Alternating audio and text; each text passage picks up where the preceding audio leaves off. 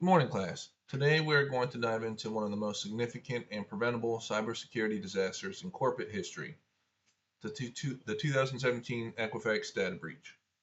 This incident resulted in the exposure of sensitive personal information belonging to nearly 148 million Americans. As future security professionals, our goal today is to look beyond the headlines. We will analyze the specific operational breakdowns that allowed this breach to happen, evaluate the total financial and reputational fallout, and discuss the strategic engineering controls required to ensure an enterprise level vulnerability doesn't compromise an entire organization.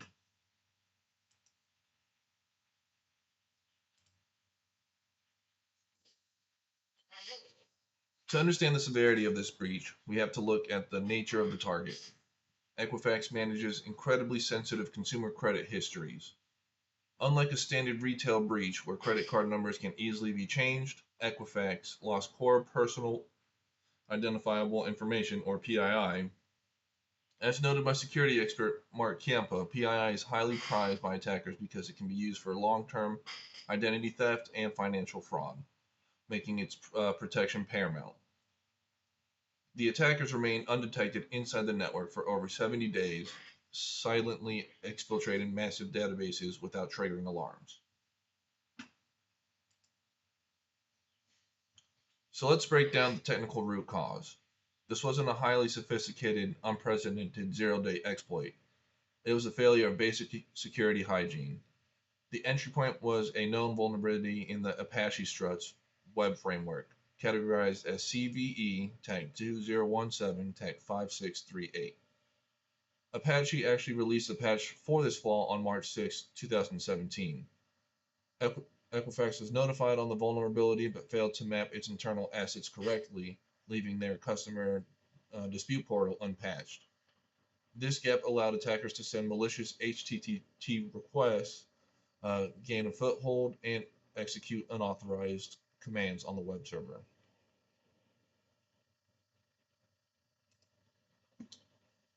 Once the attackers bypassed the web application, Equifax's internal architecture lacked the defense to contain them. There were three critical failures here. First, a lack of network segmentation allowed attackers to move laterally from an external customer portal straight into core database environments. Second, they found unencrypted plaintext credentials stored on internal systems, allowing them to log into multiple databases. Finally, the attackers exfiltrated data through encrypted channels. Because Equifax had allowed an internal network inspection SSL certificate to remain expired for nearly 10 months, security tools couldn't decrypt and analyze the outbound traffic. They were completely blind to the data leaving their network.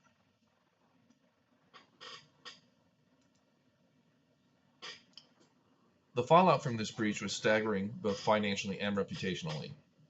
Equifax eventually reached a global settlement with the Federal Trade Commission, the Consumer Financial Protection Bureau, and all 50 states for up to $700 million.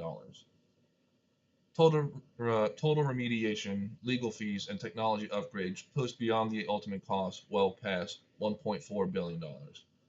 Beyond the ledger, the organization suffered a massive loss of trust.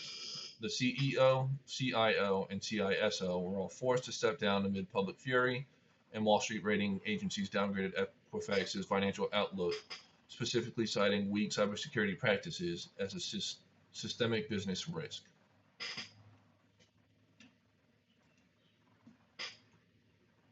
How do we prevent this from happening in our own organizations? It starts with strict asset management and automated patching. You cannot patch what you do not know you have. Organizations must deploy continuous software and bill of material scanners to find vulnerable dependencies immediately. Furthermore, we must adopt a zero trust posture.